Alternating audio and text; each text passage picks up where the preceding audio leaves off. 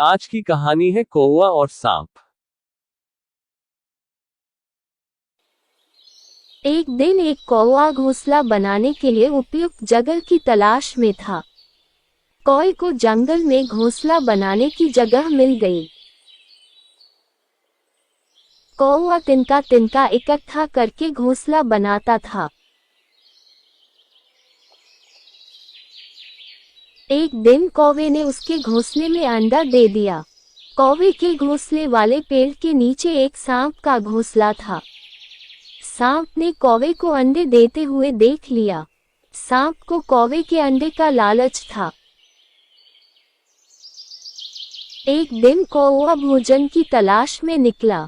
तभी सांप अपने घोंसले से बाहर निकला और कौवे के घोंसले की ओर चला गया। वह कौवे के घोंसले के सामने गया और एक एक करके अंडे खाने लगा।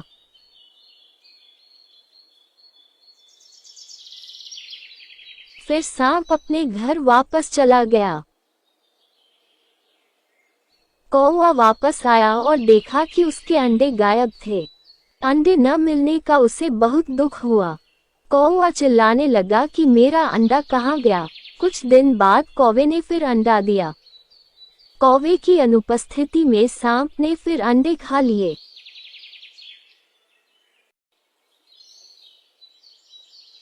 कौवा वापस आया और देखा कि उसका अंडा गायब है। कौवा बहुत चिंतित हुआ और उसने पूछा कि अंडे कहाँ जा रहे हैं। कुछ दिनों के बाद कौवे ने फिर से अंडे दिए, लेकिन इस बार वह भोजन की तलाश के बहाने पास के पेड़ में छिप गया। कौवे ने देखा कि एक सांप उसके अंडे खा रहा है। कौवे को बहुत गुस्सा आया और उसने सांप को मारना शुरू कर दिया, लेकिन कौवा असफल रहा।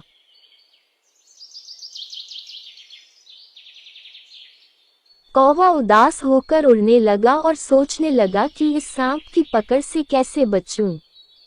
कौवे ने एक महल देखा और उसकी ओर उड़ गया। वहां रानी अपनी सहेलियों के साथ स्नान कर रही थी। रानी के आभूषण बगल में थे। उस आभूषण को देखकर कौवे के मन में एक विचार आया। कौवा गहनों के पास गया और मोतियों का हार लेकर उड़ गया। रानी की सहेलियां कौवे को देखकर चिल्लाने लगी और बोली, सिपाहियों, कौवे को पकड़ो और जैसे भी हो गहने ले आओ। सिपाही कौवे के पीछे दौड़ते रहे।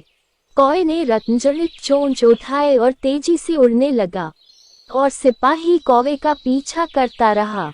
सिपाही कौवे के पीछे भागने लगे।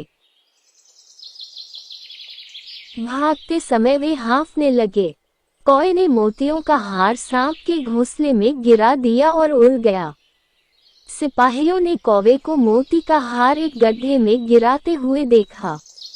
वे उस स्थान पर गए और हार ढूंढने लगे। तभी उस बिल से सांप बाहर आ गया। सिपाहियों ने डंडे से सांप को मार डाला और हार लेकर चले गए। सांप को मरा हुआ देखकर कौवा बहुत खुश हुआ। तब से कौवे ने अंडे दिए और अंडे फूटे। वह बच्चों के साथ खुशी खुशी अपने दिन बिताने लगा। कहानी से सीख। हमें इस कहानी से यह सीख मिलती है कि कभी भी निर्बल का फायदा नहीं उठाना चाहिए। साथ ही मुसीबत में समझदारी से काम लेना चाहिए।